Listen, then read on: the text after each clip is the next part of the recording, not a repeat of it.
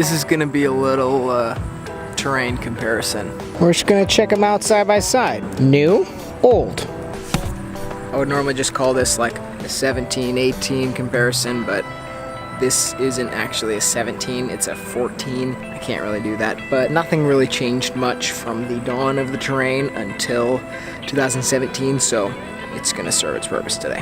Okay, moving on. So right away, looking at the front of these vehicles, we have a drastically different front end on this new 18 Terrain. The old body style had a little more of a boxed in grille here, whereas this is almost like a octagon shape. It's got kind of an extra angle in on the top and on the bottom on all four corners. Then moving out to the headlights, again, much more squared off, boxy over here, and then over here we've got this really cool new C shape on these headlights. It's a little deceiving because they sit right about the same height, but this one over here just looks a little longer and slimmer, wider across. I think that's just kind of a visual illusion because this dark black, plastic bumper down here makes the actual body color seem thinner than just this really thick, again, more boxy look on the older body style.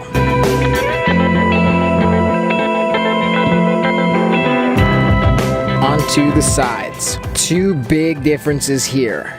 If you look over here at this old body style, we've got kind of the more defined wheel wells, both front and back. On this new style, everything is much more seamless and flowing throughout the whole body of the vehicle. Then, this guy right here. You've got this nice sweeping line all the way from the front that wraps around into that back window. No break after the second row of seats like we have over on this old body style. This is just a super sleek, flowing look on this new Terrain over here. And the back side. So, similar to the front, new body has C shape on the rear lights as well. Kind of a seamless line all the way across with that chrome bar with the logo on it. Logo is now on the actual body and just that smaller chrome kind of where you grab the handle for the liftgate there. And finally, the interior. This is the old body style.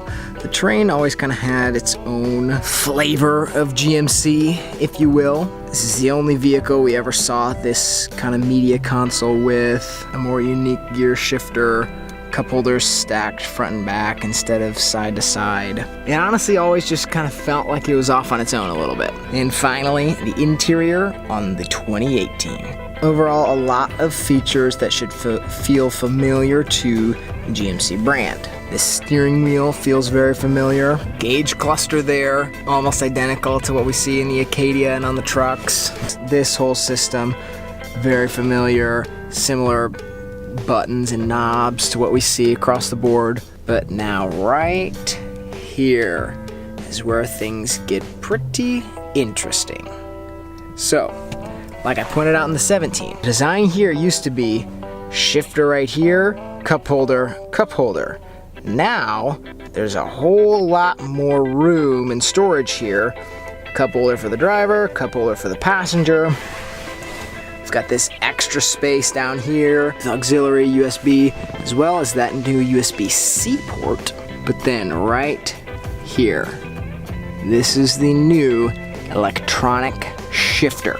Just a couple of buttons in the middle of your center console. So that is sure to be a little controversial. Not everybody's going to like it, but I completely see comparing the old design to this new design. It's obvious why they did it. They created a ton more space up there. They were able to save a lot of room, and it's not something that you have to mess with very much ever. Put it in a drive, you go. It's not like it's a manual transmission that you're having to click a bunch of buttons. It's simple. It's going to take a little getting used to, but the added storage, the more ergonomic design, those things are definitely a plus. And one more thing for the new 18 design here.